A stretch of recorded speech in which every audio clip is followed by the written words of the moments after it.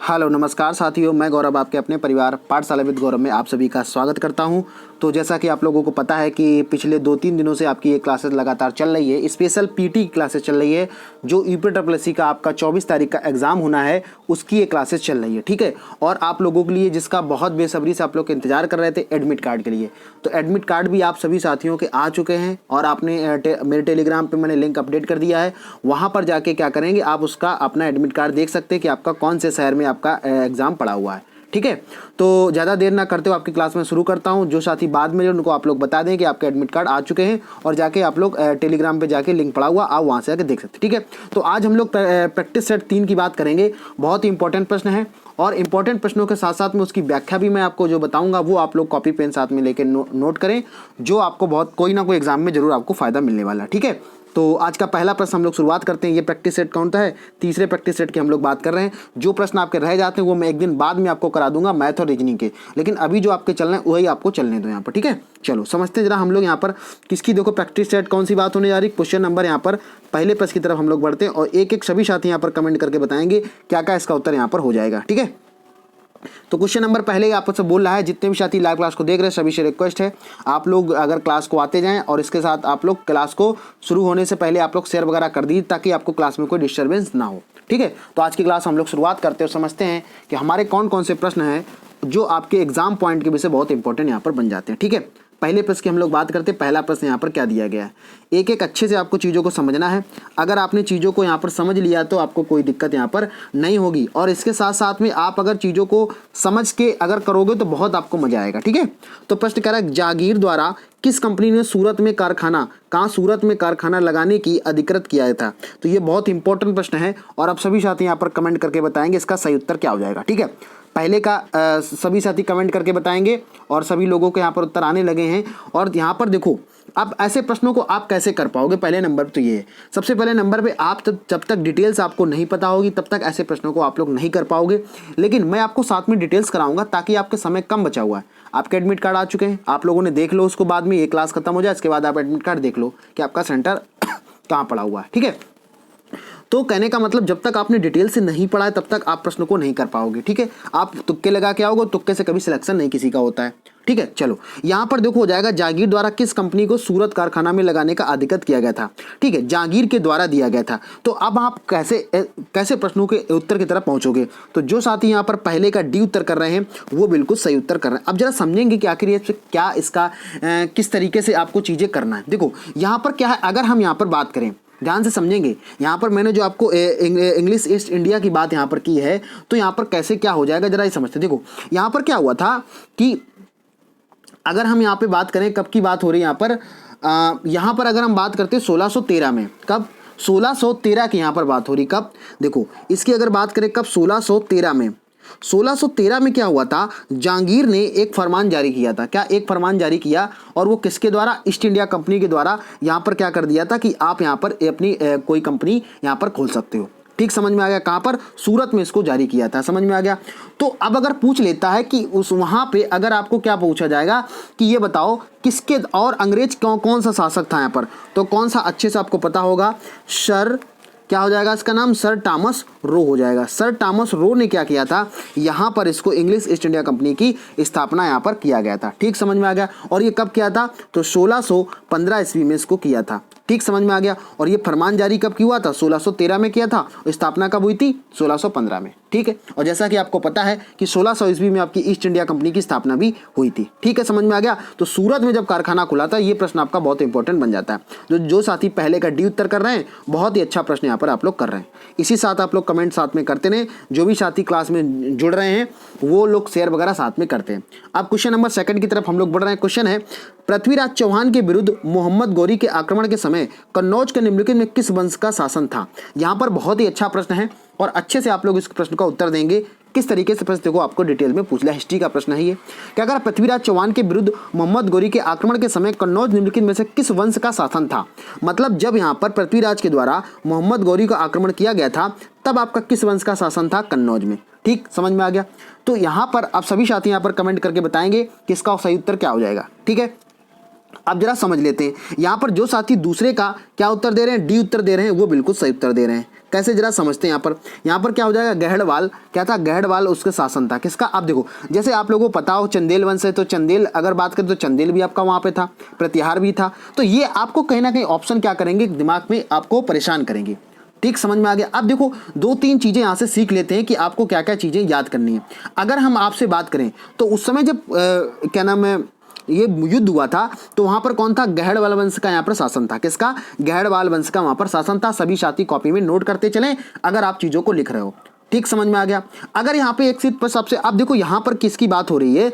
अब अगर बात करें कि मोहम्मद गौरी किसके किसके बीच हुआ था, मोहम्मद गौरी के। अब देखो यहाँ पर जो जयचंद थे उसी समय की बात हो रही, कब की, कन्नौज की बात हो रही है। तो आपको जयचंद के बारे में यहाँ पर पता होना चाहिए। अब जयचंद की यहाँ पे बात करते हैं तो 1170 इनका जो टाइम पीरियड था 1170 से कब तक था, तो 1194 तक इनका टाइम पीरियड था। कितना, 1170 से लेकर 1194 इनका टाइम पीरियड था। और जो कैसा था, अंतिम शासक था।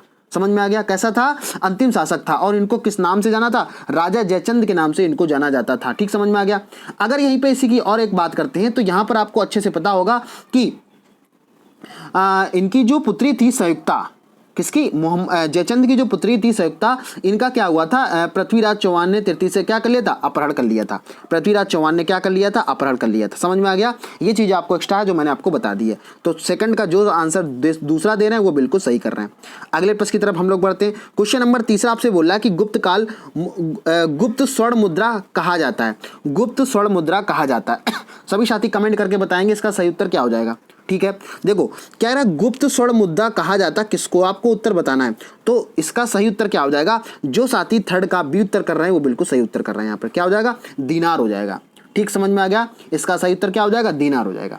कैसे जरा आप समझ लेते हैं। यहाँ पर जो आपको इंपॉर्टेंट पॉइंट है, जो और पॉइंट और समझना, वहां पर आपको क्या है, चीजों को समझना। अब देखो यहाँ पर क्या है, गुप्त शासकों का जो युग होता है युग को स्वर्ण युग कहा जाता है। गुप्त काल का, यानी कि अगर हम बात करें जो गुप्त शासक होते थे उनको क्या बोला जाता है, सिक्कों का इतिहास में स्वर्णयुग कहा जाता है। क्या बोला जाता है, इनको स्वर्णयुग बोला जाता है। किसका, गुप्त काल के जो लोग वहां पर हुआ करते थे। ठीक, समझ में आ गया। तो इन्होंने क्या था, बड़ी संख्या में क्या किया था, सोने के सिक्के का प्रचलन किया था। किसके, सोने के सिक्कों का प्रचलन किया था।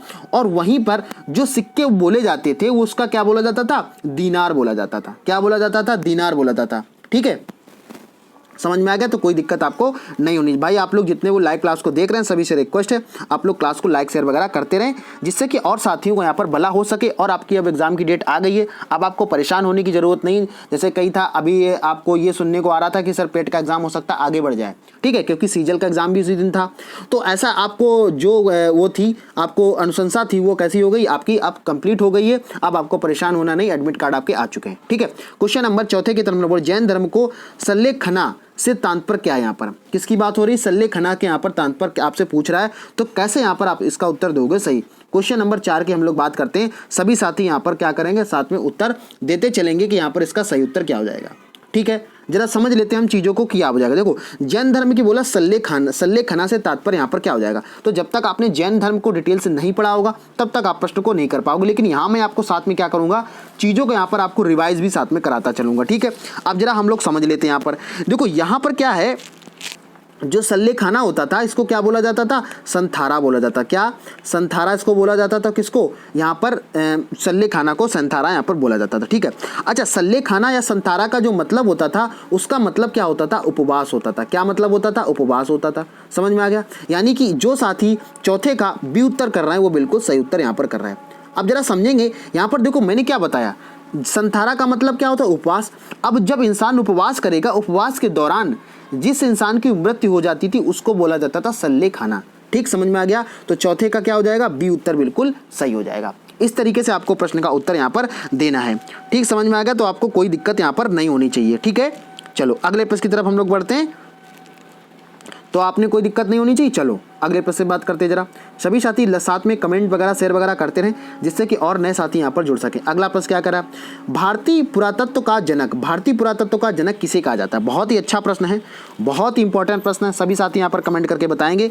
देखो ये प्रश्न जो होते हैं ये आपके कोई ना कोई एग्जाम में आए हुए प्रश्न हैं, और उन प्रश्नों से जो मैं एक्सप्रेशन बताता हूँ, एक्सप्लेनेशन जो आपको बता रहा हूँ, उनसे प्रश्न आपका जरूर बन सकता है। ठीक है, भारतीय पुरातत्व का जनक किसे कहा जाता है। तो सभी साथी कमेंट करके बताएंगे इसका सही उत्तर क्या हो जाएगा। जाएगा। ठीक है, समझ में आ गया। चलो देखते हैं भाई, जरा समझते हैं। यहाँ पर जो साथी पांचवें का ए उत्तर कर रहा है वो बिल्कुल सही उत्तर यहाँ पर कर रहे हैं। क्या है? अलेक्जेंडर कनिंघम क्या थे? भारतीय पुरातत्व के यहाँ पर क्या है? जनक हैं। ठीक, समझ में आ गया। अब जरा इनके बारे में कुछ डिटेल्स को हम लोग जान लेते हैं। तो अच्छा से आपको पता है भारतीय पुरातत्व का जनक किसे बोला जाता है? अलेक्जेंडर कनिंघम को बोला जाता है। ठीक है, आपको कोई दिक्कत यहाँ पर नहीं होनी चाहिए। ठीक, चलो यहाँ पर अगर हम बात कर लेते हैं कि और अगर आपसे कुछ चीज़ें आपको और इसमें जानने की जरूरत, अगर आपसे पूछ लेता है भारतीय प्रैग्यातिस का पिता किसे बोला जाता है? प्रैग्यातिस एक काल था, अगर उसकी बोलते थे पिता तो रॉबर्ट को बोला जाता था। प्रैग्यातिस काल के यानी कि आपसे पूछा पिता का तो क्या हो जाएगा? ये था। ठीक, समझ में आ गया। चलो आपको कोई दिक्कत यहाँ पर नहीं होनी। क्वेश्चन का 5 का आंसर क्या हो जाएगा? 5 का ए हो जाएगा। ठीक, अगले प्रश्न की बात करते हैं। अगला प्रश्न क्या हो जाएगा यहाँ पर? ठीक है,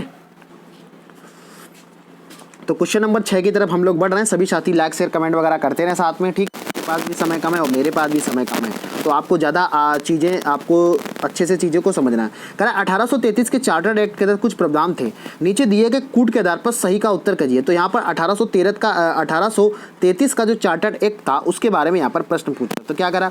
इसने कंपनी के व्यापारिक अधिकार को समाप्त कर दिया था। दूसरा करा इसने गवर्नर जनरल को परिषद में एक विधि सदस्य बना लिया था। इसने प्रेसिडेंसियों के कानून बनाने का अधिकार को वापस ले लिया था। इसने फोर्ट विलियम के गवर्नर जनरल का नाम बदलकर गवर्नर जनरल कर दिया था। अगर आपने चीज़ों को नहीं डिटेल से पता तब इसका उत्तर आप लोग नहीं कर पाएंगे। ठीक है, अब सभी साथी इसका कमेंट करके बताएंगे। इसका कमेंट करके क्या हो जाएगा? मैं यहाँ पर जरा देख लेता हूँ। हाँ, इस तरीके से यहाँ पर दे रखा है। ठीक है, इसका जरा आप लोग ऑप्शन देख लें कौन कौन से, फिर मैं आपको समझाता हूँ। ठीक है, समझ में आ गया। चलो जरा समझते हैं। सभी साथी ध्यान से समझेंगे क्या क्या मैं इसमें चीज़ें आपको बताने वाला हूँ। क्वेश्चन नंबर 6 की हम लोग बात कर रहे हैं। देखो, कह रहा 1833 का जो चार्टर्ड अकाउंट था, यहाँ पे पहला ऑप्शन कैसा है? सही है। कैसे, जरा समझेंगे। इसे कंपनी के व्यापारिक और एकाधिकार को समाप्त कर दिया था। यहाँ पर जो भी एकाधिकार मतलब एक का आधार होता था उसको समाप्त कर दिया था। किसने? 1833 के चार्टर्ड अकाउंट ने। दूसरा भी आपका सही है, इसने गवर्नर जनरल के परिषद में एक विधि सदस्य को सम्मिलित कर लिया था। किसको? एक विधि सदस्य को क्या कर लिया था? सम्मिलित कर लिया था। ये भी कैसा? ये सही हो जाएगा। और थर्ड ऑप्शन भी आपका सही है, इसने प्रेसिडेंसियों के कानून के बनाने के अधिकार को वापस ले लिया था। जो भी प्रेसिडेंस यहाँ पर बनाए थे उसके अधिकार को क्या कर लिया था? वापस यहाँ पर ले लिया था। तो थर्ड भी इसका सही हो जाएगा। अगले प्रश्न की तरफ हम लोग बढ़ते हैं और यहाँ पर उसी भी प्रश्न में इसने फोर्ट विलियम के गवर्नर जनरल का नाम बदलकर भारत का गवर्नर जनरल यहाँ पर कर दिया था। तो कहने का सीधा सा तात्पर्य है जो यहाँ पर चारों ऑप्शन दे रखे हैं वो कैसे हैं? सही है। समझ में आ गया। तो ये सभी साथी को आप लोग नोट कर लेना कॉपी में। अब जरा हम लोग ऑप्शन की तरफ बढ़ते हैं कि हमारे ऑप्शन कैसे दे रखे। देखो, अब आपका ऑप्शन यहाँ पर आने लगा होगा, तो इसका 6 का क्या हो जाएगा?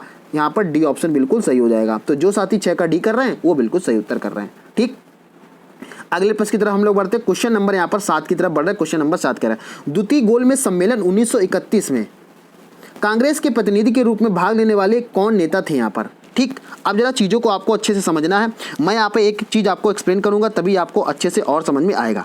देखो, सबसे पहले नंबर पे आपको चीज़ें क्या याद रखनी है। सबसे कह रहा है द्वितीय गोलमेज सम्मेलन है, ये कब हुआ था? तो डेट आपको याद रखनी, कब? 1931 में हुआ था। अगर आपसे पहले नंबर पूछ लेता कि भाई प्रथम कब हुआ था, इसका भी आप लोगों को उत्तर देना है। साथ में सभी साथी कमेंट करके बताएंगे। ठीक है, प्रथम गोलमेज सम्मेलन कब हुआ था? तो सभी का उत्तर क्या आएगा कि सर यहाँ पर कब हुआ था? 1930 में हुआ था। क्या? प्रथम गोलमेज सम्मेलन। अब हम लोग आते अपने वाले प्रश्न पे कि हमारा प्रश्न यहाँ पर क्या दे रखा। कह रहा द्वितीय गोलमेज सम्मेलन में 1931 में कांग्रेस के प्रतिनिधि के रूप में भाग लेने वाले कौन से नेता? देखो, यहाँ पर अगर हम बात करें 1915 और 16 के बाद में जो यहाँ पर क्या गांधी एक बहुत बड़े नेता उभर के निकल के आए थे। ठीक है, तो यही इसका सही उत्तर हो जाएगा। गांधी जी इसका बिल्कुल सही उत्तर यहाँ पर हो जाएगा। ठीक है, भाग लेने वाले कौन थे? गांधी जी थे। तो आपको इस तरीके से चीज़ें याद रखनी है। अगर आप चीज़ों को याद करते रहे तो आपको कोई दिक्कत यहाँ पर नहीं हो जाएगी। ठीक, समझ में आ गया। चलो भाई अगले प्रश्न की तरफ हम लोग बढ़ते हैं। क्वेश्चन नंबर 7 आपका कंप्लीट हो गया है। अगले प्रश्न की तरफ बढ़ते आप लोग भाई लाइक शेयर वगैरह करते रहें जिससे कि और साथियों को यहाँ पर और साथी यहाँ पर जुड़ सकें। ठीक है, क्वेश्चन नंबर यहाँ पर 8 की तरफ हम लोग बढ़ रहे हैं। ज़्यादा समय आप लोगों के पास नहीं क्योंकि आपके एग्जाम की डेट आ गई है। ठीक है, अखिल भारतीय राजनीति में गांधी का पहला साहसिक कदम कौन सा था? यहाँ पर आपसे पूछ रहा है कि गांधी जी का पहला कदम कौन सा था। अब देखो, जब तक आपको इस प्रश्न में जब तक आपको डेट याद नहीं होगी तब तक आप प्रश्न को नहीं कर पाओगे। समझ में आ गया। तो आपको कैसे याद रखना है, सब मैंने क्या बताया। अगर आपको चीज़ें अच्छे से याद हैं तभी आप प्रश्न को कर पाओगे। ठीक है, अगर आपसे पूछ लेता कि गांधी जी का जो पहला साहसिक कदम था तो अच्छे से आपको याद होगा गांधी जी जब कहाँ से साउथ अफ्रीका से लौट के आए थे तब उन्होंने क्या, वो कब आए थे? तो 15-16 के बीच में वो आए थे। तो ऐसा तो नहीं कि तुरंत आए थे तुरंत ही किसी काम को करने लगे थे। तो यहाँ पर चंपारण आंदोलन की इन्होंने शुरुआत करी थी। कब करी थी? 1917 में चंपारण आंदोलन की यहाँ पर शुरुआत इन्होंने करी थी। समझ में आ गया? तो इस तरीके से चीज़ें आपको याद रखनी है। ठीक है, क्लियर हो गया पॉइंट? चलो अगले पेज की तरफ हम लोग बढ़ते हैं। याद हो गया ना? तो चंपारण क्या हो जाएगा? इसका चंपारण आंदोलन से इसकी शुरुआत करी थी इन्होंने। अगले पेज की तरफ बढ़ते हैं। क्वेश्चन नंबर 9, सभी साथी लाइक शेयर कमेंट वगैरह करते रहे। क्वेश्चन नंबर 9 बोला बंगाल का विभाजन करने वाला गवर्नर जनरल कौन था? आपको शायद याद होगा, अगर आपने मेरी पहली क्लास देखी होगी, प्रैक्टिस सेट की पहली क्लास, वहाँ पे मैंने इस प्रश्न को डिस्कस किया था। तो सभी साथी यहाँ पर कमेंट करके बताएंगे इसका सही उत्तर क्या हो जाएगा। नमे का जो साथी यहाँ पर सभी साथी कमेंट करके बताएंगे क्या हो जाएगा। तो जो साथी नमे का ए उत्तर कर रहे हैं, 9 नंबर का ए उत्तर कर रहे हैं, वो बिल्कुल सही कर रहे हैं। यानी यहाँ पर पूछा बंगाल का विभाजन किसने किया था? लॉर्ड कर्जन ने किया था। अब यहाँ पर बात कर लेते कि बंगाल का विभाजन जो था वो हुआ कब था। मैंने ये भी आपको डिस्कस किया था, 1905 में बंगाल का विभाजन हुआ था। ठीक है, किसने किया था? लॉर्ड कर्जन ने किया था। ठीक है, आगे बढ़ते हैं हम लोग। आप लोगों से कहना ना पड़े, आप लोग लाइक शेयर वगैरह करते रहे, क्योंकि आपके पास भी समय कम, मेरे पास भी समय कम है। ठीक है ना? चलो भाई अगले प्रश्न की हम लोग बात करते हैं। यहाँ पर यहाँ तक आपको कोई दिक्कत नहीं होनी चाहिए। यहीं पे आपको एक चीज़ और याद रखनी थी, मैंने आपको बताया भी था कि जो बंगाल का विभाजन हुआ था उसी के कुछ दिनों के बाद में जो राजधानी भारत की जो राजधानी कलकत्ता थी उसी को चेंज करके क्या बना दिया गया था। तो आप सभी का उत्तर क्या आएगा कि 1912 में राजधानी को चेंज करके दिल्ली की राजधानी बना दिया गया था। ठीक है, अब क्वेश्चन नंबर 10 की हम लोग बात कर रहे हैं। क्वेश्चन नंबर 10 की बात कर रहे हैं। कह रहे कि 1857 में किसने इलाहाबाद के आपातकालीन मुख्यालय को बनाया था? 1857 का जब यहाँ पर हुआ था, तो अगर आपको याद होगा मैंने इस प्रश्न को भी आपको यहाँ पर क्या किया है, डिस्कस किया हुआ है। तो 10वें का जो साथी यहाँ पर क्या कमेंट कर रहे हैं, सभी साथी कमेंट करके बताएंगे आज इसका उत्तर क्या हो जाएगा। ठीक है, तो 1857 के समय अगर बात करें तो लॉर्ड कैनिंग का वहाँ पर क्या था? आपातकालीन, यहाँ पर आपातकालीन उन्होंने क्या बनाया था? मुख्यालय बनाया था। कब? लॉर्ड कैनिंग ने। 1857 में कौन थे? लॉर्ड कैनिंग थे। ठीक है, समझ में आ गया? तो आपको दिक्कत यहाँ पर नहीं होनी चाहिए। इसका सही उत्तर क्या हो जाएगा? 10वें का ए साथी जो कमेंट कर रहे हैं वो बिल्कुल यहाँ पर सही कमेंट कर रहे हैं। ठीक, क्वेश्चन नंबर 11 की तरफ हम लोग बढ़ रहे हैं। सभी साथी लाइक शेयर कमेंट करते रहें। ठीक है, चलो क्वेश्चन नंबर 11 बोला उच्चतम लवणता पाई जाती किसमें? ये ज्योग्राफी का आपका प्रश्न आ गया। अब देखो यहाँ पर लवणता पूछ रहा है, क्या? सॉल्ट। लवण को क्या इंग्लिश में बोलते हैं? साल्ट बोलते हैं। ठीक है, चलो आप जरा समझते हैं। उच्चतम लवणता पाई जाती, ये कुछ सागर दे रखे, अब आपसे प्रश्न पूछ रहा है तो इसका सही उत्तर क्या हो जाएगा? अब जरा समझ लेते हैं। यहाँ पर देखो, यहाँ पर वो उच्चतम सबसे अधिक की बात कर रहा है, हाईएस्ट जो साल्ट होता है वो किस में पाया जाता है? तो क्या करा? मृत सागर में, लाल सागर में, महान साल्ट झील में। अब देखो इसका सही उत्तर क्या हो जाएगा। तो जो साथी 11 का डी उत्तर कर रहे हैं वो बिल्कुल सही यहाँ पर उत्तर कर रहे हैं। कौन हो जाएगा? बान झील टर्की में जो है इसका क्या है? ये उच्चतम लवणता यहाँ पर पाई जाती है। और इसको मैंने पहले भी आपको डिस्कस किया है। ये आपको सीधे डायरेक्ट प्रश्न मिलेगा, आपको याद रखना है। ठीक है, समझ में आ गया? तो कोई दिक्कत यहाँ पर नहीं होनी चाहिए। इस तरीके से आपको प्रश्नों को याद करना है। लवणता का मतलब क्या होगा? जो पानी वहाँ पर होगा वो कैसा होगा? खारा होगा। हम लोग अगर आम भाषा में बोलें तो कैसा होगा? खारा होगा। ठीक है, जैसे आप दिल्ली वगैरह जाओगे तो वहाँ का पानी थोड़ा सा खारा है, जब वहाँ पर आरओ के सभी लोग आरओ के पानी के बिना आप वहाँ पर रह नहीं सकते, क्योंकि पानी वहाँ का खारा फिर फिल्टर होकर तब वहाँ पे पानी आपका आता है। ठीक है, क्वेश्चन नंबर 12 की तरफ हम लोग बढ़ रहे हैं। सभी साथी यहाँ पर कमेंट करके बताएंगे 12 का उत्तर क्या हो जाएगा। निम्नलिखित में से कौन सा कथन सही नहीं है? सबसे पहले नंबर पर आप जब प्रश्नों को पढ़ेंगे तो हमें ये देखना रहता है कि यहाँ पर क्या दिया गया है, नहीं पूछा या है पूछा है। अगर आप ऐसी गलती करेंगे तो आपको कहीं ना कहीं दिक्कत होने वाली है। क्वेश्चन नंबर 12 की तरफ हम लोग बढ़ रहे हैं और अच्छे से आप लोग यहाँ पर इसको एक एक चीज़ों को पढ़ के उत्तर देंगे। क्या बोल रहा है? नहीं पूछ रहा कि कौन सा कथन सही नहीं है। समझेंगे जरा ध्यान से। जल वाष्प निचले वायुमंडल के अति परवर्ती गैस है। अब देखो कह रहा जल वाष्प जो है वो निचले वायुमंडल के अति परवर्ती गैस है। बिल्कुल सही बात है, ये तो सही पूछ रहा है। और हमसे क्या पूछा है? जो कथन सही नहीं है। ठीक है, अगला क्या कह रहा है? अब कह रहा है कि अधिकतम तापमान की मेखला विषुवत रेखा के सहारे पाई जाती है। ये कैसा हो जाएगा? गलत हो जाएगा। ये जो मेखला होती विषुवत रेखा से नापा के, ये क्या होती है? यहाँ पर आपका बिल्कुल गलत हो जाएगा। क्यों? यहाँ पर जो होता है ये मेखला विषुवत रेखा पे नापा के किस पे पाई जाती है? ये आपकी पाई जाती है किस पे? यहाँ पर आपका सही उत्तर, यहाँ पे अगर इसका एक्सप्रेशन दें तो क्या हो जाएगा? यहाँ पर हो जाएगा कर्क रेखा और मकर रेखा। ठीक, ये क्या हो जाएगा? कर्क रेखा एवं मकर रेखा। कर्क एवं मकर, ये आपको याद रखना है। ठीक है, अगर प्रश्न आ जाता है कि अधिकतम तापमान की जो मेखला होती है वो कर्क रेखा और मकर रेखा के सारे पाई जाती है। समझ में आ गया? अब देखो ऑप्शन तो आपको मिल गया, लेकिन आप क्या करें? सभी पॉइंटों को पढ़ें, जिससे कि अगर एग्जामिनर प्रश्न बनाता है तो आप उस प्रश्न को कर पाओगे। होंगे तो सही, लेकिन एक तो ऑप्शन हमें मिल गया। अगला क्या कह रहा है? शीत कटिबंध और उभय गोलार्धों के ध्रुवीव्रत ध्रुवों के बीच का उपस्थित, बिल्कुल सही बात कर रहा है। यानी कि उभय गोलार्ध और इसके बीच में क्या पता? शीत कटिबंध यहाँ पर पाया जाता है। अगला क्या कह रहा है? जेट वायुधारियों को अत्यधिक ऊंचाई की हवाएं हैं जो धरातली मौसम की दशाओं को प्रभावित करती हैं। सही बात है, आपने जेट एयरवेज वगैरह जानकारी पढ़ी होगी फिजिक्स वगैरह में। ठीक है, तो इसका सही उत्तर क्या हो जाएगा? बी हो जाएगा। और हमसे पूछा क्या था? गलत। ठीक है, अगर आपको जानकारी समझ में आ रही है, मेरे द्वारा जो जानकारी दी जा रही है, तो आप लोग सभी साथी कमेंट, लाइक, शेयर, कमेंट वगैरह करते रहें, अपने नए दोस्तों को यहाँ पर जोड़ते रहें। कह रहा लवड़ी जल में उगने वाले पौधे क्या होते हैं? बहुत अच्छा प्रश्न है यहाँ पर।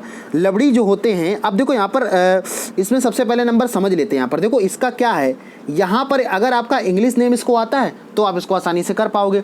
लवड़ी जो जल होता है इसको इंग्लिश में क्या बोलते हैं? इसको बोलते हैं हैलोफाइट्स। क्या बोलते हैं? हैलोफाइट्स बोलते हैं। समझ में आ गया? तो जो साथी इसका सी उत्तर कर रहे हैं वो क्या कर रहे हैं? बिल्कुल सही उत्तर कर रहे हैं। इंग्लिश में इसका नाम दे दिया क्या? हैलोफाइट दे दिया। क्या? हैलोफाइट्स हो जाएगा इसका सही उत्तर। ठीक है, समझ में आया कि नहीं आया? इसी तरीके से आपको चीज़ें याद करनी। क्या हो जाएगा? हैलोफाइट्स हो जाएगा इसका सही उत्तर। ठीक है, चलो भाई जरा हम लोग अगले प्रश्न की बात कर लेते हैं। अगर आपको क्लास समझ में आ रही है तो सभी साथी क्लास को कमेंट से लाइक, शेयर, कमेंट वगैरह साथ में करते रहें, जिससे कि और साथी यहाँ पर जुड़ सके। कह रहा कि कीजिए दिए गए कोड का सही उत्तर बताइए।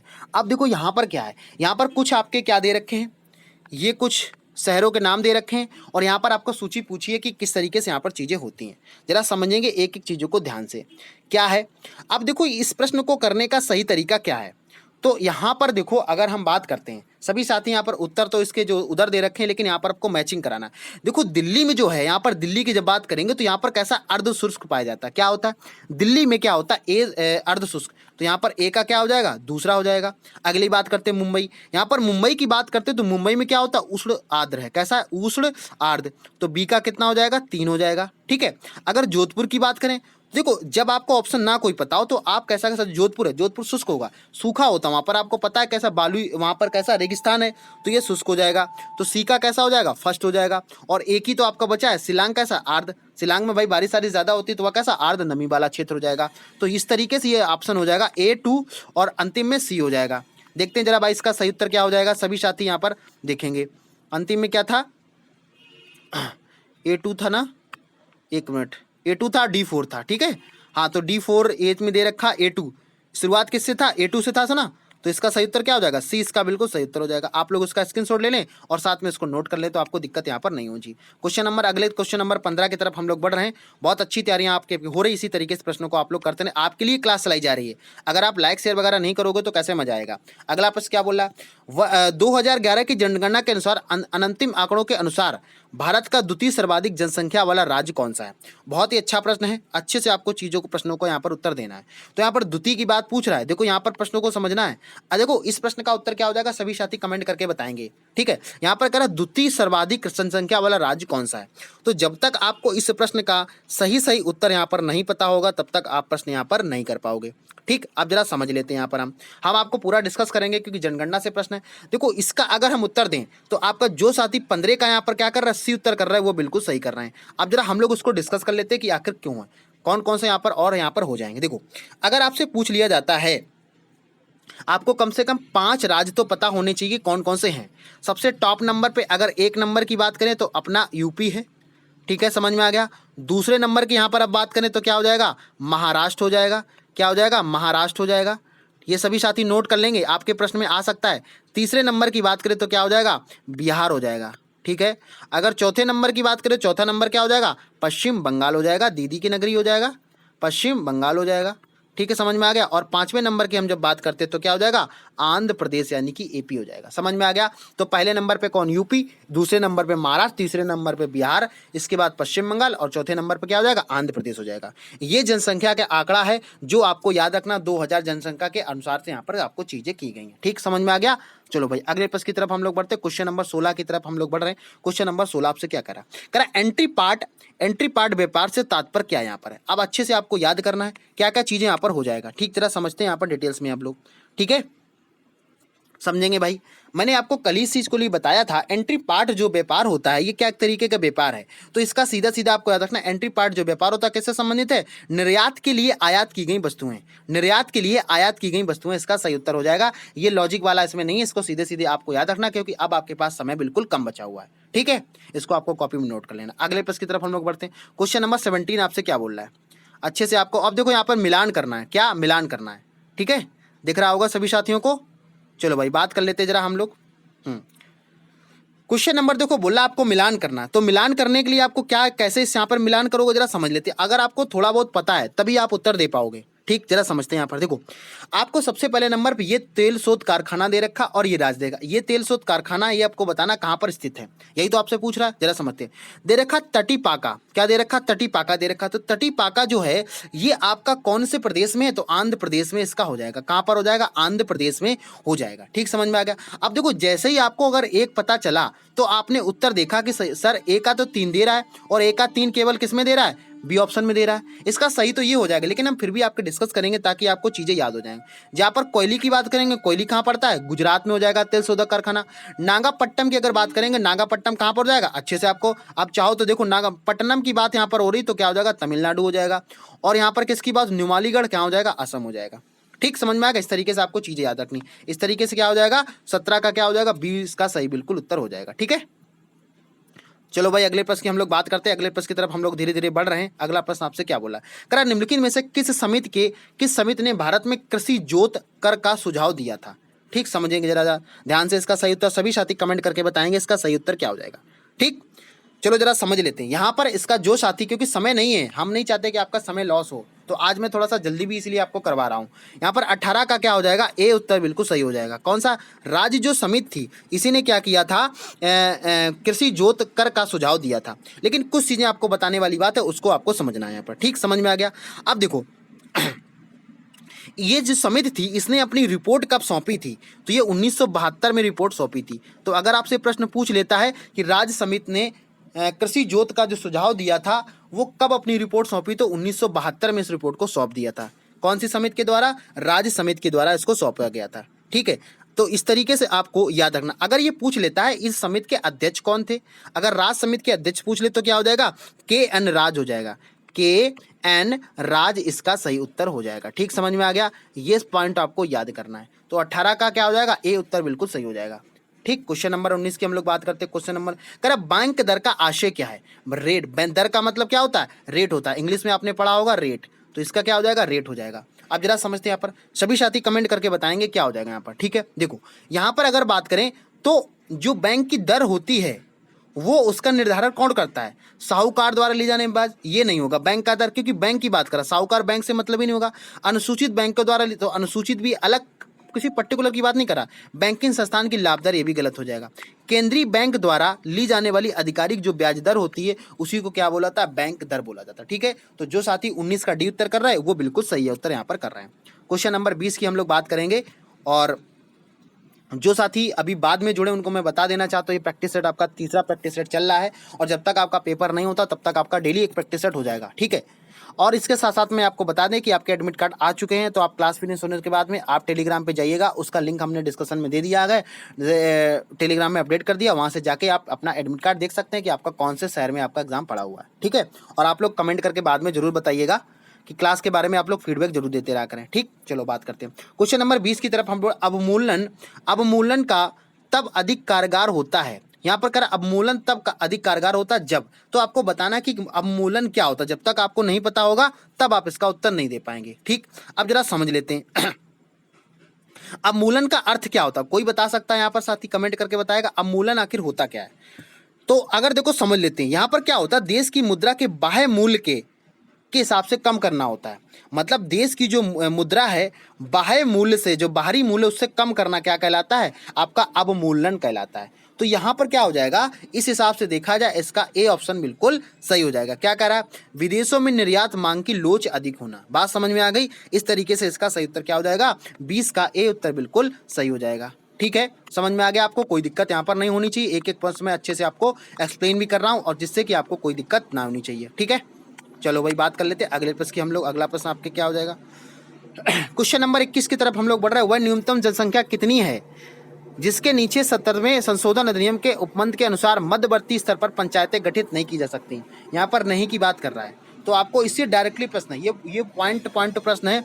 ये आपको अगर पॉलिटी आपने पढ़ा होगा तभी आप इस प्रश्न को कर पाओगे, ठीक है। समझेंगे जरा ध्यान से। यहाँ पर 21 नंबर की बात करें, सभी के उत्तर यहाँ पर आने लगे हैं। तो जो साथी 21 नंबर का बी उत्तर कर रहा है वो बिल्कुल सही उत्तर कर रहा है। अब जरा हम लोग कुछ चीजें यहाँ पर डिटेल्स में समझ लेते हैं। यहाँ पर बात हो रही 17वें संशोधन की बात हो रही, किसकी बात हो रही, 17वें संशोधन की यहाँ पर बात हो रही है, सॉरी 17वें नहीं 73वें, ठीक है 17, देखो क्या मैं बोल रहा हूँ, 73वें संशोधन की यहाँ पर बात हो रही है। तो आपको याद रखना 73वें संशोधन की अगर बात करेगा ये कब हुआ था। सभी साथी कमेंट करके बताएंगे 73वां संशोधन हुआ था वो कब हुआ था। तो आप सभी का उत्तर क्या आ रहा है, 1993 में क्या हुआ, 73वां संशोधन यहाँ पर हुआ था। ठीक है, और जो संविधान संशोधन हुआ था वो किसके लिए हुआ था, वो पंचायती राज व्यवस्था के लिए यहाँ पर संशोधन किया गया था। समझ में आ गया, किसके लिए, पंचायती राज व्यवस्था के लिए इसका संशोधन यहाँ पर किया गया था। अब जब पंचायती राज का यहाँ पर संशोधन किया गया था तो यहाँ पर क्या था कि जिन राज्यों की जनसंख्या 20 लाख से अधिक नहीं है वहाँ पर मध्यवर्ती स्तर क्षेत्र का पंचायत का गठन यहाँ पर नहीं होगा। मतलब यहाँ पर जो पंचायतें का गठन होगा वो 20 लाख से अगर कम है तब वहाँ का पंचायतें आपका गठन नहीं करेंगी। ठीक, समझ में आ गया आपको। ठीक है, क्वेश्चन नंबर अगले की तरफ हम लोग बढ़ते हैं। क्वेश्चन नंबर 22 क्या बोल रहा है। सभी साथी अगर आपको आता है तो आप साथ में कमेंट करें, और अगर नहीं आता तो ध्यान से सुने और समझने के बाद में क्या करें, उसको आप कॉपी में नोट करें, तो आप भी इसी तरीके से उत्तर दे पाएंगे। ठीक, समझेंगे। निम्न में से किस विषय पर राष्ट्रपति के लिए मंत्रिपरिषद से सलाह लेना आवश्यक नहीं है। यहाँ पर क्या आवश्यक नहीं की बात कर रहा है। ठीक है, तो 22 का हम लोग 22 प्रश्न की तरफ बढ़ रहे हैं। तो 22 का यहाँ पर क्या हो जाएगा, जरा समझ लेते हैं। यहाँ पर नहीं की बात कर रहा है। देखो, राजदूतों की नियुक्ति तो करता है ये, ठीक, विधेयकों पर स्वीकृति ये नहीं करता है, विधेयक जो होते हैं उन पर स्वीकृति नहीं देता है। ठीक, तो यही हमारा सही उत्तर हो जाएगा। अगला, राज्यपाल द्वारा प्रेषित विधेयकों की स्वीकृति तो ये करता है, जो भेजे जाते हैं राज्यपाल के द्वारा उनको स्वीकृति ये करता है कौन, राज्यपाल करता है। ठीक, अगला, लोकसभा भंग करना कौन करता है, यही काम करता है, तो ये भी सही हो जाएगा। तो यहाँ पर हमसे पूछा था नहीं, तो यही उत्तर हो जाएगा। तो 22 का जो साथी बी उत्तर कर रहे हैं वो बिल्कुल सही उत्तर कर रहे हैं। ठीक है, चलो अगले प्रश्न की हम लोग बात करते हैं। अगला प्रश्न यहाँ पर क्या बोल रहा है, जरा ध्यान से समझेंगे सभी साथी। यहाँ पर बोल रहा है कि क्वेश्चन नंबर 23 दो वक्तव्य दिए गए, एक को कथन ए के द्वारा, दूसरे को कथन आर के द्वारा। यहाँ पर देखो कथन दे रखा है, यहाँ पर कारण दे, कारण का मतलब वो क्या होता है कि इसका क्या कारण हो सकता है, ये आपको यहाँ पर प्रश्न के हिसाब से आपको बताना। क्वेश्चन नंबर 23 की यहाँ पर बात हो रही है। ठीक, क्या बोल रहा है देखो, कर भारत में प्रेसिडेंस है किंतु प्रेसिडेंसी नहीं है। ठीक, अगला, अब इसका कारण क्या है, संविधान में एक मंत्रिपरिषद का प्रावधान है। अब देखो यहां पर अगर देखा जाए, सभी साथी कमेंट करके बताएंगे कि इसका सही उत्तर क्या हो जाएगा। सभी साथियों के कमेंट यहां पर आने भी लगे हैं। तो यहां पर 23 का जो साथी 23 का यहां पर क्या कमेंट कर रहे हैं, बी उत्तर कर रहे हैं, वो बिल्कुल सही उत्तर कर रहे हैं। क्या इसका जरा समझ लेते हैं। यहाँ पर देखो क्या है, भारत में प्रेसिडेंसी है, बिल्कुल सही बात है, किंतु प्रेसिडेंट है लेकिन प्रेसिडेंसी यहाँ पर नहीं है, ये कैसा है, बिल्कुल सही है। अगला, कारण इसका क्या है, संविधान में एक मंत्रिपरिषद का प्रावधान है, ये भी सही है। लेकिन इन दोनों का क्या आपस में दोनों का संबंध है, तो आप बोलोगे सर इसका आपस में कोई संबंध नहीं है। तो इसका व्याख्या, जो ए की व्याख्या आर सही नहीं कर रहा है, ए की जो व्याख्या है आर व्याख्या सही नहीं कर रहा है, लेकिन हमारे क्या पॉइंट दोनों सही है। इस तरीके से 23 का क्या हो जाएगा, बी बिल्कुल सही उत्तर हो जाएगा। ठीक, समझ में आ गया। चलो भाई अगले प्रश्न की तरफ हम लोग बढ़ते हैं। आपके पॉलिटी के प्रश्न हैं, कॉन्स्टिट्यूशन के। क्वेश्चन नंबर 24 की तरफ हम लोग बढ़ रहे हैं धीरे धीरे। क्वेश्चन नंबर 24 क्या बोल रहा है, निम्नलिखित में से कौन भारत के संविधान के द्वारा प्रदत्त 6 मूल अधिकारों में से नहीं है। आपको मूल अधिकार पता होना चाहिए। यहाँ पर पूछा है नहीं वाला, तो नहीं आपको बताना है यहाँ पर। ठीक है, एक एक चीजों को हम लोग समझते हैं जरा यहाँ पर। क्वेश्चन नंबर 24 की तरफ हम लोग बढ़ रहे हैं। देखो, समानता का अधिकार तो यहाँ पर दिया गया, भैया हमारा मूल अधिकार है ये। ठीक है, विरोध का अधिकार यहाँ पर नहीं दिया गया है। किसका, विरोध का अधिकार नहीं दिया गया है। ठीक, इस तरीके से आप ऑप्शन को सॉल्व करना सीखें। और यहाँ पर शोषण का विरुद्ध अधिकार ये दिया गया हमारे, और धर्म की स्वतंत्रता ये भी दिए रखा है। ठीक है, तो यहाँ पर क्या हो जाएगा, 24 का बी उत्तर बिल्कुल सही हो जाएगा। अगले प्रश्न की तरफ हम लोग बढ़ते हैं। क्वेश्चन नंबर 25 की तरफ बढ़ रहे हैं। भाई आपके 25 प्रश्न यहाँ पर कंप्लीट होने वाले हैं। तो जो साथी अभी लाइव क्लास में नए जुड़े उनको बता दें कि डेली आपकी प्रैक्टिस सेट यहाँ पर होता है, और इसके साथ साथ में आप लोग लाइक शेयर वगैरह साथ में करते रहें। और अगर आप नए हैं तो चैनल को सब्सक्राइब जरूर कर लेंगे। हम न्यायिक पुनर्विलोकन की व्याख्या व्यवस्था को देखते हैं, न्यायिक पुनर्विलोकन की व्यवस्था को देखते हैं। तो आपसे पूछ रहा कि ये कहाँ पर है, इसके बारे में आपसे जानना चाह रहा है। तो इसका सभी साथी उत्तर कमेंट करके बताएंगे, इसका सही उत्तर क्या हो जाएगा। ठीक, सभी सजा देखते हैं।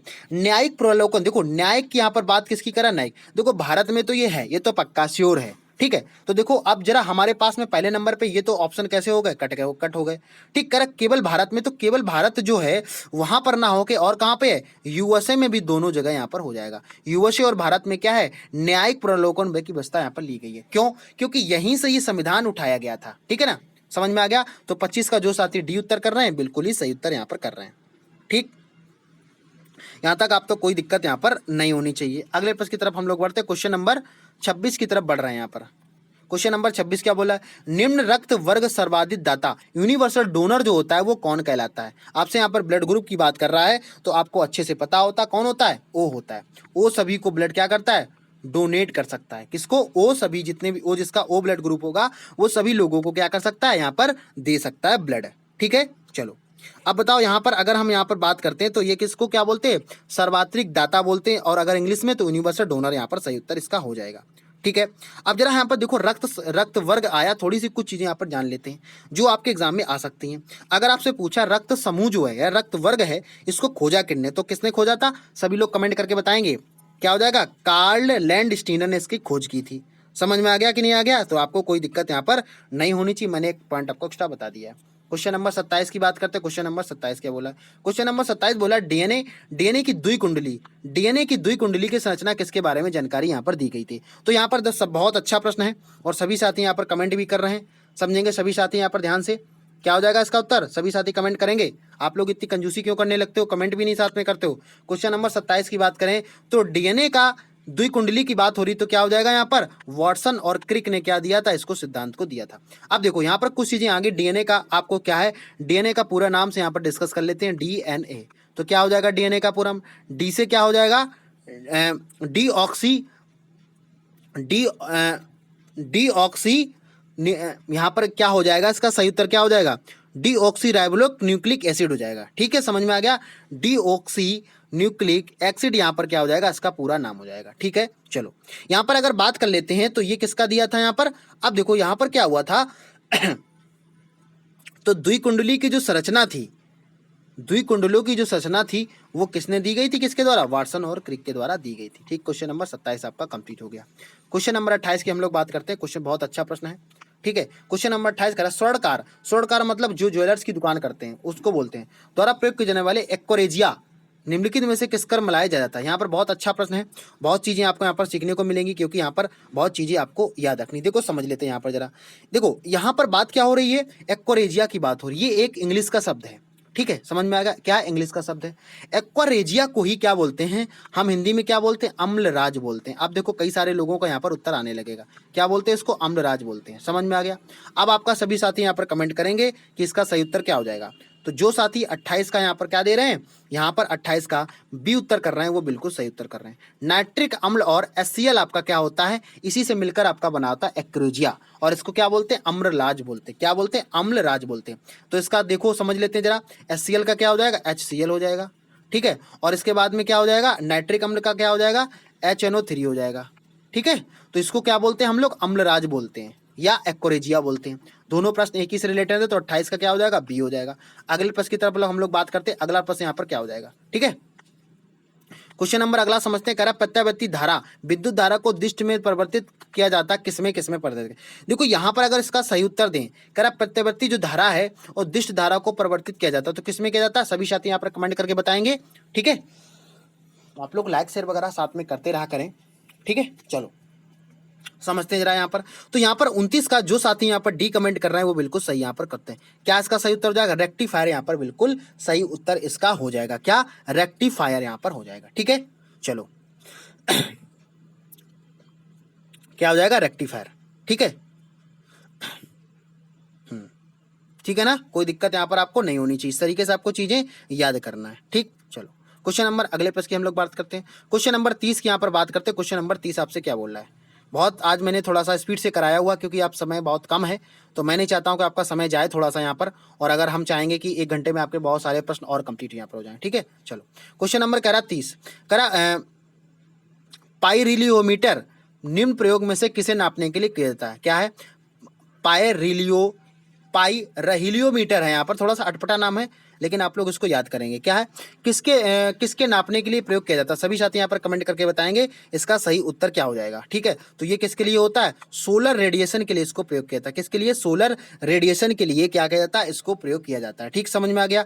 अच्छा, अगर आपसे पूछ लेता है कि ये जो मीटर होता है ये कौन से नियम पर आधारित होता है, तो एक आपने फिजिक्स में पढ़ा होगा, स्टीफन का नियम। कौन सा, स्टीफन का नियम आता है, प्रश्न पूछ लेता है कि स्टीफन का नियम किससे संबंधित है, तो क्या हो जाएगा, पाइलियोमीटर से यहाँ पर हो जाएगा, और किससे, और सोलर रेडिएशन से यहाँ पर संबंधित हो जाएगा। ठीक है, चलो वो मेरे हिसाब से आपको पूरी जानकारी यहाँ पर आ गई होगी, क्या क्या चीज़ें मैंने आपको यहाँ पर एक्सप्लेन भी की हैं, बहुत अच्छे से चीज़ों को एक्सप्लेन किया है। ठीक है, चलो जितने भी साथी लाइव क्लास में बाद में जुड़े हैं वो चैनल को सब्सक्राइब कर लें, बेल आइकन को प्रेस कर लें, जिससे कि इसी तरीके की क्लासेस आप लोगों को क्लास में मिलती रहे। बहुत ही अच्छा प्रश्न है। ठीक, क्वेश्चन नंबर 31। और आप लोग मैथ को देख के डर क्यों जाते हो? कल भी क्लास में इसी तरीके से हो रहा था कि जैसे ही मैथ के प्रश्न आए तो आप सभी लोग भागने लगते हो। भाई मैथ से अगर डरोगे तो आपका सिलेक्शन कैसे होगा? आप कोशिश करें, मैं सिखाऊंगा आपको, लेकिन आप सीखें तो। कॉपी पेन लेके अगर बैठे हो, सॉल्व कर रहे हो, तो जरूर उसका जरूर उत्तर आएगा। समझते जरा। यहाँ पर कह रहा है कि दो अंकों वाली और इस जब भी ऐसा प्रश्न आए हमेशा इसमें क्या करेंगे, ऑप्शन से वैल्यू को हम पुट करके वैल्यू को अपने उत्तर को करेंगे। समझ में आ गया? तो कैसे करना है इसको, हमेशा ऑप्शन से करेंगे। पहले प्रश्न को पढ़ लेते हैं। दो अंकों वाली संख्या के अंकों का योग क्या है? 10 दे रखा है। पहले नंबर पे हमें देखना है कौन कौन संख्याओं का उत्तर जोड़ 10 हो रहा है। देखो इस वाली का भी 10 हो रहा है, इसका भी 10 हो रहा है, और इसका भी 10 और इसका भी 10। मतलब हमें और आगे पढ़ने की जरूरत है। कह रहा है जब अंक आपस में बदल दिए जाते हैं, ठीक है, अंक आपस में बदल देते हैं तो संख्या 36 कम हो जाती है। क्या कह रहा है? जितनी भी संख्या है वो क्या होती है, संख्या आपकी कम हो जाती है। अगला, बदली हुई संख्या को आपको ज्ञात करना। क्या? बदली हुई संख्या आपको ज्ञात करना है। तो आप कैसे ऐसा प्रश्न को यहां पर उत्तर दे पाओगे? समझ में आया सभी साथियों को? तो कैसे करोगे, जरा ध्यान से चीजों को समझेंगे। आपको बदली हुई संख्या का उत्तर यहां पर देना है। कैसे यहां पर इसका उत्तर दोगे, जरा ध्यान समझेंगे। देखो यहां पर कह रहा है कि अगर आपस में अंक बदल दिए जाते हैं तो संख्या 36 कैसी हो जाती है? कम हो जाती है। कम का मतलब क्या हुआ? यानी कि मान लो अगर यहां पर हम 82 ऑप्शन उठा लेते हैं और 82 में अगर आप 36 माइनस करोगे तो कितना बचेगा? क्या 28 आएगा? अगर आप 82 में 36 माइनस करोगे तो क्या आपका बताओ 82 आएगा? तो बोलोगे सर यहां पर सर नहीं आएगा। ठीक, लेकिन जब हम 73 में अगर हम क्या करें, 36 माइनस करें, अगर आपका 37 उत्तर आ जाता है, भाई कोई संख्या 37 रही होगी और वो अगर 73 आपको क्या हो जा रही है, बदलने पे अगर हो रही है, तो देखेंगे क्या कम कितना हो रहा है। जरा फिर से समझते हैं इसको, देखो जरा समझ लेते हैं। देखो मैं मान लेता हूं यहाँ पर 73 है इसका सही उत्तर। देख कैसे, जरा समझते हैं। देखो 73 था यहाँ पर, और 73 में कम कितना हुआ? 36 कम हुआ। अगर 36 कम हुआ तो इसको यहाँ पर 13, तो कितना आ जाएगा? 7 माइनस करोगे 13, और यहाँ पर कितना आ जाएगा? 3। देखो 37 आया, और 37 आपकी संख्या थी। कितना? 37 संख्या थी, और बदल के इनको क्या हो जाता? 37 ये हो जाता कितना? 73। और यहाँ पर अंतर कितना आ जाता? 36 का। इसी तरीके से इसका सही उत्तर हो जाएगा। मैंने कल भी प्रश्न आपको कराया था, इसी तरीके से मैं प्रश्न कराता हूं ताकि आप जो चीजें ट्रिक लगने वाली है वहां पर ट्रिक लगा सके। तो यहाँ पर 31 का जो साथी बी उत्तर कर रहे हैं, बिल्कुल सही उत्तर यहाँ पर कर रहे हैं। अगले प्रश्न की तरफ हम लोग बढ़ते हैं। जिस तरीके से आपने प्रश्नों को किया है तो आपको कोई दिक्कत यहाँ पर नहीं होनी चाहिए कैसे प्रश्नों को यहाँ पर करना है। ठीक है, चलो यहाँ पर आपको दो तरीके से प्रश्नों को करना है। यहाँ पर देखो कह रहा किसी स्कूल में लड़के और लड़कियों की जो संख्या है वो कितना दे रखा है? 3:2 दे रखा है। यदि 20% लड़के और लड़कों को यहाँ पर लड़कियों की छात्रवृत्ति को प्राप्त होती है तो कितने प्रतिशत छात्रों को छात्रवृत्ति संख्या प्राप्त नहीं होगी? सबसे पहले नंबर पे क्या करेंगे, यहाँ पर हमारी जो वैल्यू दे रखी है वो रेशियो में दे रखी है। थोड़ी सा इसको क्या कर लेते हैं, जूम कर लेते हैं, आपको समझ में आने लगेगा होगा। थोड़ा सा जूम करते हैं ताकि आप हमारे पास थोड़ी सी जगह ज़्यादा बचे और हम प्रश्नों को सॉल्व कर पाएं। ठीक है, चलो समझेंगे यहाँ पर क्या बोल रहा है।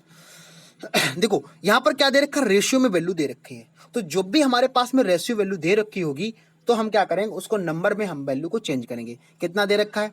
3:2 दे रखा है। सबसे पहले नंबर पे क्या करो, इसको हम नंबर में वैल्यू चेंज कर लेंगे। तो नंबर में चेंज करने के लिए हम मान लेते हैं, हम दोनों संख्याओं में क्या करते हैं, 10 का मल्टीप्लाई करते हैं, तो कोई फर्क नहीं पड़ेगा। ठीक है, क्योंकि हमारे रेशियो दे रखा है। तो ये कितना हो जाएगा? 30 हो जाएगा, और ये कितना हो जाएगा? 20 हो जाएगा। हम मान लेते हैं कि जो लड़कों की संख्या कितनी दे रखी है, लड़कों की जो संख्या कितनी दे रखी है, ये दे रखी है, और लड़कियों की संख्या ये दे रखी है।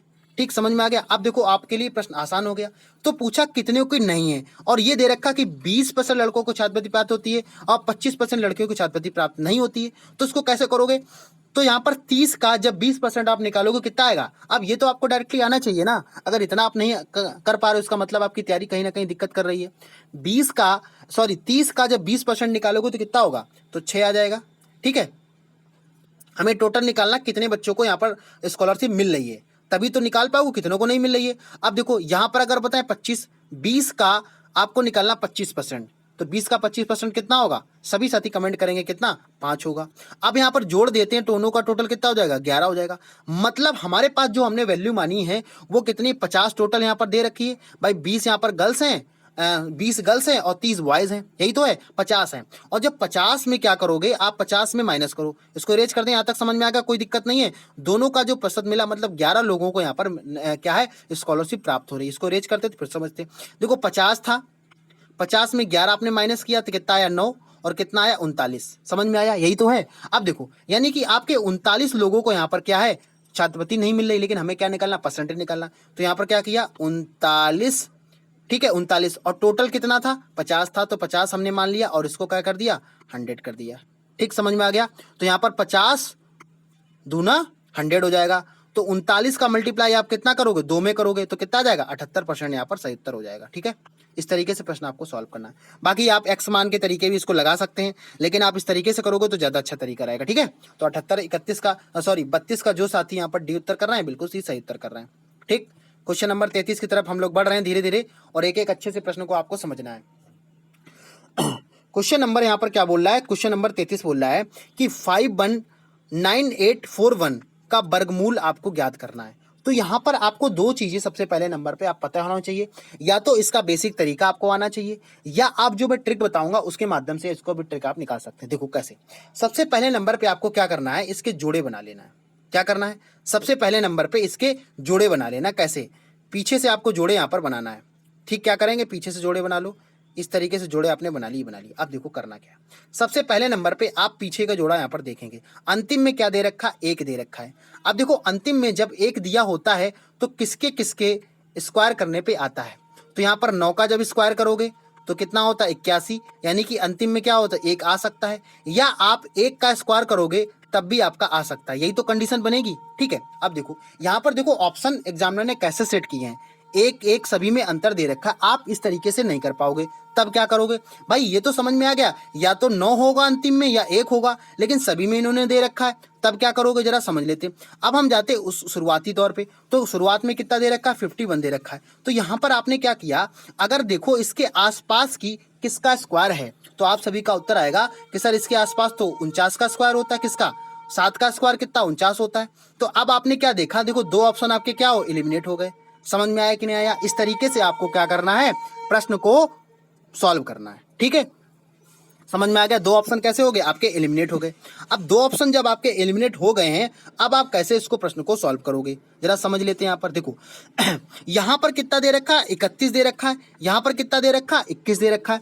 अब आप कैसे पता करोगे कि 31 का है कि इसके लिए, तो यहाँ पर देखो 2 तरीके से आप प्रश्न को सॉल्व कर सकते हो। इसका सबसे अच्छा तरीका ये हो जाएगा कि यहाँ पर इसका सही उत्तर क्या हो जाएगा, ए इस तरह हो जाएगा 731 का यहाँ पर हो जाएगा। इतना आपको पता चल गया, या तो आप मल्टीप्लाई करके कर लो, या आप उसी तरीके से, आप तो बेसिक तरीका आपको आना चाहिए, इतना समय नहीं मैं बेसिक आपका कंप्लीट करा देता। ठीक है, चलो तो 33 का क्या हो जाएगा, ए उत्तर बिल्कुल सही हो जाएगा। ठीक है, चलो अगले प्रश्न की तरफ हम लोग बढ़ते हैं। क्वेश्चन नंबर 34, मैथ के बहुत अच्छे प्रश्न, थोड़े से लेंदी प्रश्न है, लेकिन क्या करेंगे आपको सॉल्व तो करना ही पड़ेगा। क्वेश्चन नंबर 34 की हम लोग बात करते हैं। क्वेश्चन नंबर 34 क्या बोल रहा है, कह रहा है कि एक कक्षा के 3 छात्रों के एक परीक्षा में औसत अंक 25 में से 18 हैं। 25 में से कितने 18 हैं। ठीक है, अगला क्या बोल रहा है, 2 नए विद्यार्थी परीक्षा देते हैं और न्यूनतम अंक कितने हैं जो एक नए छात्र द्वारा प्राप्त किए जा सकते हैं और अन्य छात्रों से कम हो, तथा 5 छात्रों का कुल औसत बढ़ाकर कितना 20 पहुंच जाता है।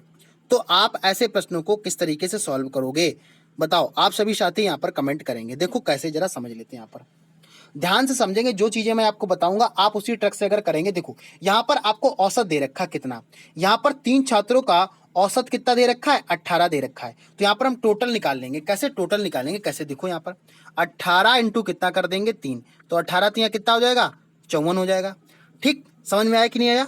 चलो अगर 54 आया, अब देखो 5 छात्रों का यहाँ पर क्या बोला, 5 छात्रों का औसत कितना 20 पहुंच जाता है, तो 5 इंटू कितना कर देंगे 20 कर देंगे, कितना हो जाएगा 100 हो जाएगा।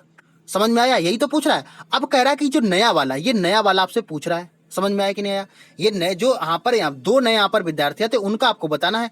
अच्छा यहाँ पर ये 3 का था, ये 5 का है, जो बड़ा होगा उसी का तो अंतर निकलेगा भाई, आपसे यही तो पूछ रहा है ना। तो क्या करेंगे यहाँ पर जरा समझ लेते। आपने ऑफलाइन क्लासेस में सर से पढ़ा भी होगा तो आपको यहाँ पर दिक्कत नहीं होगी। आप जो सर ने तरीका बताया उस तरीके से भी आप कर सकते हो, और चाहो तो मेरे तरीके से भी कर सकते हो। ठीक है। तो यहाँ पर कितना हो जाएगा 100 हुआ और यहाँ पर कितना हुआ 54 हुआ। अब दोनों को यहाँ पर क्या करो माइनस कर दोगे, इसको इरेज कर दें, यहाँ पर समझ में आ गया, इसको फिर से इरेज कर देते जरा समझ लेते हैं। यहाँ पर क्या किया 100 माइनस कितना कर दोगे 54 कर दोगे, तो यहाँ पर उत्तर कितना आ जाएगा 46, यहाँ पर उत्तर आ जाएगा कितना 46। समझ में आया कि नहीं? इस तरीके से प्रश्न क्या करना है आपको उत्तर देना है, ठीक। अब देखो अगर यहां पर क्या है, अब हम फिर से अधिकतम जो अंक कितना था भाई 25 था और उससे पूछा न्यूनतम कितना मिला होगा, तो यहां पर देखो क्या करेंगे 46 में आप 25 माइनस कर दो, कितना 46 में 25 माइनस कर दो और 46 में 25 माइनस करोगे तो 1 आएगा और यहाँ पर 2 आ जाएगा, तो देखो क्या 21 आंसर दे रहा है, ये इसका सही उत्तर हो जाएगा। ठीक समझ में आया? एक बार प्रश्न को फिर से सॉल्व करना, अगर ना आए तो मुझे ऑफलाइन कमेंट करके आप बता सकते हो, मैं इसको फिर से समझाने की कोशिश करूंगा। ठीक, तो 34 का क्या हो जाएगा सी उत्तर, बिल्कुल सही उत्तर यहाँ पर हो जाएगा। अधिकतम अंक कितना था 25 और न्यूनतम अंक कितना हो जाएगा 21 हो जाएगा। ठीक है, चलो भाई अगले प्रश्न की हम लोग बात करते हैं। Question number 35। जो साथी लाइव क्लास को देख रहे हैं सभी से रिक्वेस्ट है आप लोग क्लास को शेयर वगैरह करते रहें, बहुत ही मजा आने वाला है और आपके अंतिम 5 प्रश्न बचे हुए हैं, 40 प्रश्नों में तो आपको कंप्लीट करवाऊंगा। ठीक है, समझते मित्रों क्या आपने प्रश्न पूछते रखा है। क्वेश्चन नंबर 35 क्या बोल रहा है कि 2 की पावर x इंटू 5 की पावर x के अंत में 5 होता है, क्या 5 होता है तो x का मान कितना होगा, आपसे ये पूछ रहा है। अब जरा इस प्रश्न को सॉल्व करने का तरीका क्या होगा और तरीके के साथ में आप कॉन्सेप्ट भी सीखोगे, कैसे जरा समझ लेते। देखो यहाँ पर जो ऑप्शन दे रखे उसी ऑप्शन की x की वैल्यू हम क्या करेंगे, ऐसे प्रश्नों को क्या करेंगे आप नोट में कॉपी में नोट कर लें, ऐसे प्रश्नों को हमेशा क्या करें ऑप्शन सॉल्व करें। देखो जरा समझ लेते हैं, यहाँ पर बात कितनी देर की, अंतिम में 5 होना चाहिए, ये आपसे बोल रहा है, चाहे कोई भी लोग। जैसे मान लेते हैं हम पहले ऑप्शन को उठा के रख रहे हैं, पहले ऑप्शन उठा के देखा 2 की पावर 1 इंटू कितना हो जाएगा 5 की पावर 1, तो यहाँ पर 1 देखो 1 5 का पावर 1 करेंगे तो कितना हो जाएगा 5 दूना 10 हो जाएगा। अंतिम में बोला कितना है 5, तो पहला ऑप्शन कैसा हो गया गलत हो गया। अब जीरो रख के देखते हैं, जीरो रखोगे अगर, देखो जीरो रख के देखते हैं, यहाँ पर अगर बात करेंगे जीरो की, किसकी जरा समझ लेते। देखो जीरो रख के देखेंगे क्या हो जाएगा, देखो जीरो रख के देखेंगे क्या करना, जीरो कैसे रखोगे, तो देखा 2 की पावर कितना हो जाएगा 0 इंटू 5 की पावर कितना हो जाएगा 0, तो यहां पर आपने देखा 2 की पावर किसी जाए जितनी बड़ी पावर अगर उस पर 0 आता है तो उसका मतलब कितना होता है 1 होता है, तो 1 इंटू 1 करोगे कितना आएगा 1 आएगा, और हमें अंतिम में चाहिए कितना 5 चाहिए, तो ये भी ऑप्शन कैसा हो गया गलत हो गया। अब 2 रख के देख लेते हैं, 2 रख के देखोगे तो कितना आएगा, देखो अगर 2 रख के तो 2 की पावर 2 आ जाएगा इंटू 5 की पावर कितना 2 आ जाएगा, जरा देख लेते हैं भाई 5 आएगा अंतिम में कि नहीं आएगा, तो 2 की पावर 2 करोगे कितना आएगा 4 आएगा, और 5 का स्क्वायर करोगे कितना आएगा 25 आएगा, तो 25 चौको कितना आ जाएगा 100, अंतिम में आना चाहिए 5, लेकिन ये भी नहीं आ रहा है, तो सी ऑप्शन भी कैसा हो जाएगा गलत हो जाएगा। अब आपका यहाँ पर एक ही ऑप्शन बचता है, इसका ऐसा क्या एक्स का कोई मान नहीं होगा। समझ में आया? बताओ क्या प्रश्न में था। आप मैथ को अगर डर जाओगे तो कैसे प्रश्नों को सॉल्व करोगे भाई, तो 35 का क्या हो जाएगा डी, बिल्कुल सही उत्तर यहाँ पर हो जाएगा। ठीक है, अगर समझ में आया तो बहुत अच्छी बात है, अगर नहीं समझ में आया तो आप एक बार फिर से इसको स्क्रीनशॉट ले लें और इसको प्रश्नों को लगाने की कोशिश करें, बहुत ही अच्छे प्रश्न हैं। ठीक है, चलो समझते हैं जरा। धीरे धीरे 1 घंटे की आपकी क्लास होने वाली है। ठीक है, आप लगातार अगर पढ़ रहे हैं तो मैं लगातार आपको पढ़ा भी रहा हूँ, आप मेरी मेहनत को देखते हुए चीज़ों को समझिएगा, लाइक शेयर वगैरह आप लोग बिना कर दिया करें। क्वेश्चन नंबर 36 की बात करते करें, तुलसीदास द्वारा रचित रामचरितमानस में कितने कांड हैं, क्या बोला कितने कांड हैं, अच्छे से आपको प्रश्न को समझना है, बहुत ही अच्छा प्रश्न है, बहुत कुछ आपको सीखने को भी मिलेगा यहाँ पर। ठीक है, सभी साथी कमेंट करके बताएंगे तुलसीदास द्वारा रामचरितमानस में कितने कांड हैं, सभी साथी यहाँ पर कमेंट करेंगे। आप जरा समझ लेते हैं, जो साथी 36 का सी कमेंट कर रहे हैं वो बिल्कुल सही कमेंट कर रहे हैं। ठीक है, अगर किसी को पूरे के पूरे कांड याद हैं तो आप कमेंट में करके लिखिएगा, अगर आप ऑनलाइन देख रहे हैं तो ऑनलाइन कमेंट करिएगा, ऑफलाइन देख रहे हैं तो ऑफलाइन कमेंट करिएगा। ठीक है, कितने कांड हो जाएंगे रामचरितमानस के, कितने कांड होते हैं 7 कांड होते हैं। कौन कौन से जरा एक बार फिर से रिपीट करा देता हूं, कौन सा बालकांड हो जाएगा, अयोध्या कांड, अरण्य कांड, किष्किंधा कांड, सुंदर कांड और लंका कांड, उत्तरकांड। ठीक है, 7 आपके ये कंप्लीट हो गए। ठीक है, चलो क्वेश्चन नंबर 36 का क्या हो जाएगा सी, यहाँ पर बिल्कुल सही उत्तर हो जाएगा। क्वेश्चन नंबर 37 की तरफ हम लोग बढ़ रहे हैं, धीरे धीरे अंतिम पड़ाव की तरफ बढ़ रहे हैं। क्या बोला 37 बोला माता पिता लोहे के चने चबाकर, क्या बोला लोहे के चने चबाकर बच्चों को पढ़ाते हैं, रेखांकित मुहावरा का अर्थ क्या है। यहाँ पर देखो क्या है, लोहे के चने चबाने से मतलब क्या है, जैसे मान लो अगर लोहे का कोई चना है तो आपको बहुत परेशानी करनी, बहुत दिक्कत होगी, बहुत कठिनाई होगी ना, कि होगी क्या होगी बहुत कठिनाई होगी, तो सीधे सीधे उत्तर क्या हो जाएगा यहाँ पर बहुत कठिनाई होना, इसका सही होगा बहुत कठिनाई को झेलना। तो 37 का जो साथी ए उत्तर कर रहे हैं वो बिल्कुल सही उत्तर यहाँ पर कर रहे हैं। ठीक है, समझ में आ गया। 37 का ए उत्तर बिल्कुल सही उत्तर हो जाएगा। ठीक है, चलो अगले प्रश्न की हम लोग बात करते हैं। क्वेश्चन नंबर 38 की बात कर लेते हैं। क्या करा, निम्नलिखित वाक्यों में से शुद्ध वाक्य को पहचानिए। किसको? शुद्ध। आपको शुद्ध वाक्य पहचानना कि क्या इसका सही उत्तर हो जाएगा। फिर से मैं एक बार डिस्कस कर देता हूं आपको क्या हो जाएगा। एक बार प्रश्न को आप लोग पढ़ेंगे, पढ़ने के बाद में क्या करेंगे उसका उत्तर करेंगे। समझेंगे जरा। राधा घर नहीं है, देखो ये क्या होता है, राधा घर नहीं, ऐसा नहीं बोला जाता। क्या बोला था? राधा घर पर नहीं है, तो ये गलत हो जाएगा। अगला प्रश्न पढ़ेंगे। अगला ऑप्शन, राम पाठशाला बैठा है, राम पाठशाला में बैठा होता है, तो ये भी गलत हो जाएगा। आप अवश्य सुने होंगे, आपने अवश्य सुना होगा, ठीक है ना, ये बोला जाता है। अगला देखेंगे, मैंने एक नाटक का अनुवाद किया, ये बिल्कुल सही हो जाएगा। अनुवाद का मतलब ट्रांसलेट किया। ठीक, समझ में आ गया। तो 38 का क्या हो जाएगा? डी हो जाएगा। जो साथी 38 का डी कर रहे हैं वो बिल्कुल सही उत्तर कर रहे हैं। ठीक है, चलो अगले प्रश्न की तरफ बढ़ते हैं हम लोग। क्वेश्चन नंबर यहाँ पर क्या है? 38 नंबर की तरफ बढ़ रहे हैं। क्वेश्चन नंबर 39 की तरफ। एक देखा अन्य और एक देखा अन्य युग्म के सही अर्थ का भेद का चयन करें। देखो आप जब भी ऐसे प्रश्नों को करें तो आप ऑप्शन की तरफ जाएं और ऑप्शन की तरफ देख के करें। देखो एक क्या होता है? अन्न होता है, ठीक। और ये जो अन्न होता है ये कौन सा होता है? अन्न होता है खाने वाला, यानी कि अनाज होता है। देखो अनाज यहाँ पर दो ऑप्शन में दे रखा, तो ये पे कैसा हो गया? कट गया।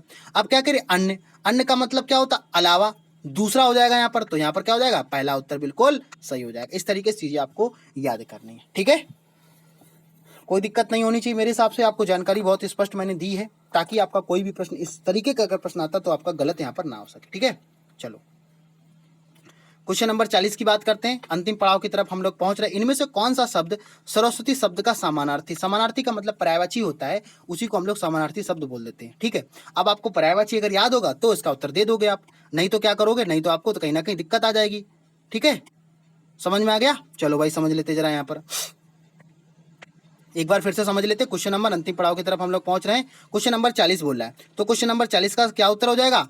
समानार्थी शब्द नहीं है पूछ रहा है। क्या नहीं है? जरा समझ लेते हैं। यहाँ पर देखो, यहाँ पर अगर हम बात करें जो सुधी है ये इसका पर्यायवाची नहीं है। बाकी बागीश्वरी हो गया, शारदा हो गया, वाणी हो गया, किसके? सरस्वती।